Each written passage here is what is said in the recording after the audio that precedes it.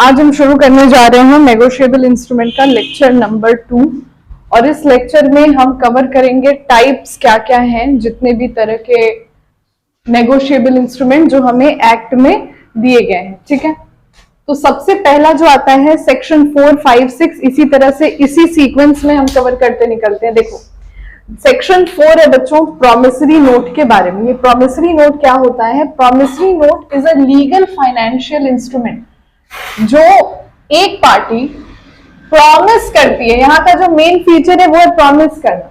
एक party promise कर रही है दूसरी पार्टी को कि हम आपके डेट्स मतलब लोन, कर्ज को चुकाएंगे। इसमें मेन फीचर क्या है? ये प्रॉमिस। अब इसमें दो पार्टीज होती हैं बच्चों, मेकर, पे। मेकर का मतलब होता है वो पर्सन जो प्रॉमिस कर रहा है।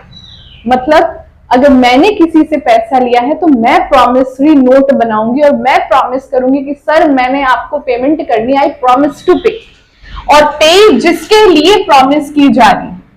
प्रॉमिस मेकर में देखो जो लाइबल है पेमेंट को, मतलब जिसका दायित्व है पेमेंट करने का, वो मेकर है। और जिसका दायित्व नहीं, जिसका अधिकार है, हाँ जिसका अधिकार है पैसे को रिसीव करने का, वो क्या है? पे ही है। ठीक है। रेक्विजिट्स का मतलब होता है एलिमेंट्स क्या क्या होंगे, किस तरह से आप प्रॉमिसरी नोट बनाओगे कि वो प्रॉमिसरी नोट लीगल माना जाए। Must be in writing. बोल के आप नहीं कह सकते कि हाँ ठीक है प्रॉमिस टू पे खुशी 10,000, तो राइटिंग में नहीं, मैंने बस ओरली बोल दिया, तो that is not a promissory note. सबसे जरूरी ये राइटिंग में होना चाहिए। Must show an undertaking to pay. बच्चे अंडरटेकिंग का मतलब होता है एक दायित्व, उसमें से एक दायित्व दिखना चाहिए जहां पे एक पार्टी इस पूरे दायित्व को टेकअप करेगी कि हाँ मैंने इनको पेमेंट करनी है। It must be an express promise to pay. Express कहने का मतलब बच्चा याद करो कॉन्ट्रैक्ट्स में जब हमने पढ़ा था टाइप्स ऑफ कॉन्ट्रैक्ट, हाँ तो एक्सप्रेस और इम्प्लाइड होता था। तो इम्प्लाइड जो व्यवहार से लग जाए। अब तुम ऐसा क्या व्यवहार करोगे कि किसी को लगे कि वो प्रॉमिस करिए पेमेंट का? पॉसिबल है? तुम देख के इसको शर्माओ और इसको लगेगा कि ये तो लग रहा है प्रॉमिस करिए कुछ पेमेंट का। ठीक है। उसके बाद द प्रॉमिस टू पे शुड बी अनकंडीशनल। अनकंडीशनल बच्चे मतलब एब्सोल्यूट होना चाहिए, कहीं कोई शर्त नहीं होनी चाहिए कि अगर बारिश हुई तो मैं अनन्या को पेमेंट करूंगी, बारिश नहीं हुई तो गया अनन्या का पैसा डूब गया। उसके बाद must be signed by the maker. मतलब बच्चा जो लाइबल है पेमेंट करने को, उसकी साइन बहुत जरूरी है। उसका ये मतलब है कि हाँ मैंने पे करने की लाइबिलिटी ली है, मैंने इस प्रॉमिसरी नोट की एक्सेप्टेंस को स्वीकारा है। The sum payable must be certain. 10,000, 20,000 जो भी है सर्टेन होना चाहिए। You can not write the sum payable 10,000 in something, 20,000 in something, या फिर आज मैंने जितना लिया मैं इनको कल पे कर दूंगी। अरे कितना लिया, ये भी जरूरी है। एंड टू पे मनी ओनली। जो भी कंसीडरेशन है बच्चे आप उसको मनी में ही पे करोगे। 2 बोरा चावल के थ्रू हम पे कर रहे हैं और उसी का प्रॉमिसरी नोट बना रहे हैं, फिर वो लीगल नहीं है। उसके बाद बिल ऑफ एक्सचेंज का हम बात करते हैं, सेक्शन 5 में आता है। बच्चों सेक्शन याद कर लेना बेटा, बहुत इजी है यार। Promissory note 4, bill of exchange 5, cheque 6। Bill of exchange में देखो written negotiable instrument that carries an unconditional promise to pay a specified sum of money to a person or holder of the instrument। एक बात समझो, इन दोनों में जो main फर्क है ना, मान लो तुमको एक का डेफिनेशन याद हुआ एक का नहीं याद हुआ, तो बस ये लाइन याद रखना। ये जो होल्डर ऑफ इंस्ट्रूमेंट अगर तुम लगा दोगे वो बिल ऑफ एक्सचेंज का मीनिंग हो जाएगा, और अगर तुम उसकी जगह प्रॉमिस टू पे लगा दोगे वो प्रॉमिसरी नोट का डेफिनेशन हो जाएगा। तो ये अब याद करना भी काफी आसान है। As directed in the instrument by the maker. अब यहां ध्यान दो बच्चे, यहां पे मेकर और पे नहीं है, यहां पे ड्रॉअर है, ड्रॉई है और पे है। ड्रॉअर का मतलब होता है वो पर्सन जो बिल ऑफ एक्सचेंज को बना रहा है। बिल ऑफ एक्सचेंज जनरली, जैसे यहां पे देखो क्या हुआ था बेटा, जो पेमेंट करने वाला था वो प्रॉमिस कर रहा था कि मैं पे करूंगा। यहां पे जो पेमेंट पाने वाला है वो बिल ड्रॉ करेगा। अगर मेरे को तुमसे पेमेंट चाहिए तो I draw the bill and I be the drawer. मतलब जो पर्सन मनी रिसीव करने को एंटाइटल है, जिसका अधिकार है पैसा रिसीव करने का, प्रॉमिसरी नोट वो बनाता है, और सॉरी बिल ऑफ एक्सचेंज वो बनाता है, और प्रॉमिसरी नोट जिसको पे करना है वो बनाता है। ड्रॉई का क्या मतलब होता है बच्चे? ड्रॉई का मतलब one who is directed to pay, मतलब जो पे करेगा, यहां पे जो पेमेंट पाएगा और यहां पे जो पे करेगा। तो फिर ये पे कहां से आ गया बच्चे? कॉन्ट्रैक्ट एक्ट में याद करो, एक तुम लोग को कंसीडरेशन का मैंने पढ़ाया था कि कंसीडरेशन में flow from any third party, मतलब अगर वो सामने वाला बंदा कंसीडरेशन देने के लेवल अप पे नहीं है तो उसकी जगह कोई और भी पे कर सकता है। बस यही बात यहाँ पे की गई है। पे उसका बैंक हो सकता है, पे उसका कोई भी क्लोज रिलेटिव हो सकता है। मतलब अगर ड्रॉई के अतिरिक्त पेमेंट किसी से फ्लो कर रही है तो वो व्यक्ति क्या है? पे ही है। ड्रॉर जो रिसीव करेगा, ड्रॉई जो गिव करेगा, और पे अगर ड्रॉई की जगह कोई और पेमेंट कर रहा है तो वो है। जनरली ड्रॉई और पे एक ही पर्सन होते हैं, क्योंकि जिसपे बिल ड्रॉ किया जा रहा है जनरली पेमेंट वही कर देता है। बच्चे रेक्विजिट्स में parties should be certain. Mister A payment करेंगे, मिस्टर बी रिसीव करेंगे, ये चीज साफ साफ बिल ऑफ एक्सचेंज में दिखनी चाहिए।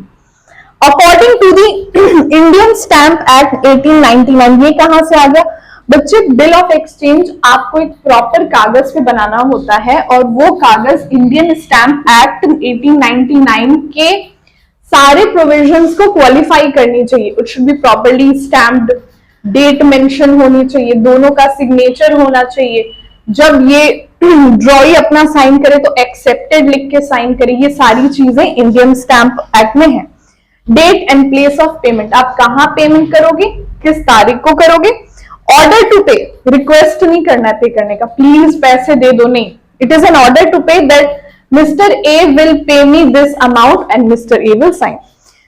And amount must be certain, amount must be certain, again यही चीज है, 10,000 20,000 जो भी है वो सर्टन होना चाहिए। और ये भी सेम है, पेमेंट बाय मनी ओनली। ठीक है बेटा। टाइप्स ऑफ बिल्स में चलते हैं। देखो सबसे पहला है इनलैंड बिल, जो भी बिल इंडिया में ही पेबल हो और इंडिया में ही रिसीवेबल हो वो है इनलैंड बिल। इनके अतिरिक्त अगर कोई भी बिल इंडिया के बाहर पेबल है या इंडिया के बाहर ड्रॉ किया है तो वो क्या बन जाता है? Foreign bill.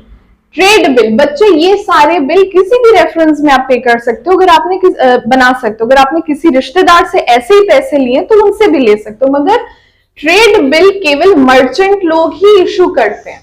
जैसे मान लो हम मर्चेंट हैं और हमने अपने सप्लायर से या हमने एक कस्टमर को बेचा माल और उसके पास अभी पैसा नहीं है तो हम ट्रेड बिल ड्रॉ करते हैं। ट्रेड बिल बस मर्चेंडाइज को दिखाता है। Genuine trade transaction is known as trade bill. ये क्रेडिट, देखो क्रेडिट मतलब अगर कस्टमर को आप उधार पे भी माल बेच रहे हो तो वो कस्टमर पे भी आप एक ट्रेड बिल ड्रॉ कर सकते हो।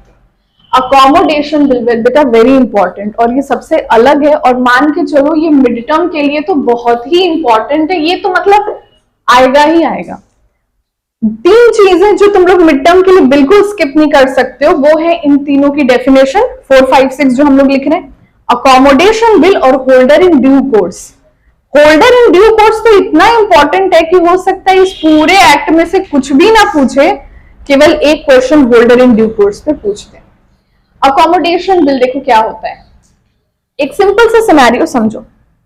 मान लो मिस्टर ए इस वक्त उनके पास पैसे की तंगी थी और उनको 10,000 रुपए की बहुत सख्त जरूरत थी। तो उनका फ्रेंड मिस्टर बी उनसे कहा कि तुम एक काम करो, तुम मेरे नाम पे बिल ड्रॉ कर दो। बेटा याद 11th डीके गोयल में बिल ऑफ एक्सचेंज पढ़े थे जहां पे डिस्काउंटिंग होती थी बिल्स की। तो मिस्टर बी बोला कि ए तुम एक काम करो, मेरे नाम पे एक बिल काटो 10,000 का और बैंक के साथ उसको डिस्काउंट करा लो।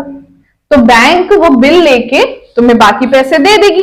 तो बैंक अपना नोटिंग चार्जेस काटी। मान लो बैंक ने अपना नोटिंग चार्जेस लिया, 10,000 का बिल मिस्टर ए ने बी पे ड्रॉ कर दिया और इस बिल को वो लेकर बैंक गए। बैंक ने अपना नोटिंग चार्जेस मान लो लिया 100 रुपए और 9900 मिस्टर ए को पे कर दिया। अब 3 महीने का मान लो ये अगर बिल था तो 3 महीने बाद मिस्टर ए यही 10,000 खुद मिस्टर बी को देंगे और बोलेंगे जाओ तुम बैंक को पे कर दो। समझ में आ गया बच्चे? अकोमोडेटिंग बिल में यहां पे देखो क्या लिखा है, पर्सन लेंड्स और give his name to oblige a friend, एक दोस्त की, एक मित्र की, एक रिश्तेदार की सहायता करने के लिए। पर्सन तो मिस्टर भी यहाँ पे सहायता ही ना किए भाई, उनको तो ना पेमेंट करनी थी ना पाना था, बट उनके नाम पे, उनके अकाउंट पे बिल ड्रॉ करके ए को क्या मिला, वो 9900 की अमाउंट मिल गई। और बैंक बिल्कुल इसको एक्सेप्ट करता है, कहीं इसमें कोई दिक्कत नहीं, क्योंकि ये कानून में मेंशन है। Drawn, accepted, endorsed without consideration. Consideration कहां था, मिस्टर बी ने थोड़ी कुछ मिस्टर ए के लिए किया, या मिस्टर ए ने कुछ नहीं किया, बस एक की सहायता की उसने। N accommodation party is not liable on the instrument, मतलब बच्चे मिस्टर बी की लाइबिलिटी इस इंस्ट्रूमेंट पे वैसे तो नहीं है, ठीक है, मगर अगर मिस्टर ए ने पेमेंट में डिफॉल्ट कर दी बच्चे, तब किसकी लाइबिलिटी बन जाएगी, मिस्टर बी की। समझ में आया।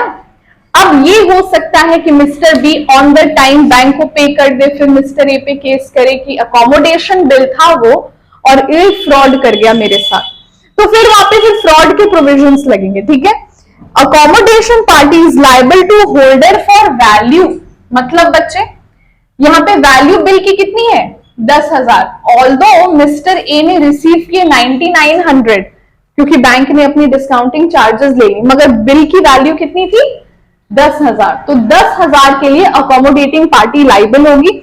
Who takes the accommodation bill for value through such holder may not be holder in due course. Very important. बच्चे होल्डर इन ड्यू कोर्स का मतलब होता है वो पर्सन जिसने गुड फेथ में वो बिल बनाया है, और कल को अगर मिस्टर ए जानबूझ के फ्रॉड करके चला गया तो वो होल्डर इन ड्यू कोर्स नहीं कहलाएगा, क्योंकि अगर उसको होल्डर इन ड्यू कोर्स बोल दिया तो उसको बहुत ज्यादा प्रोविजंस और प्रोटेक्शंस मिल जाएंगे नेगोशिएबल इंस्ट्रूमेंट एक्ट के। इस वजह से उसको होल्डर इन ड्यू कोर्स नहीं बोलने का, बिकॉज हमें नहीं पता है, हो सकता है ये मेन टाइम पे फ्रॉड करके निकल सकता है। ठीक है बेटा, कॉपी कर लिया। अब चेक की बात शुरू करें, चलो।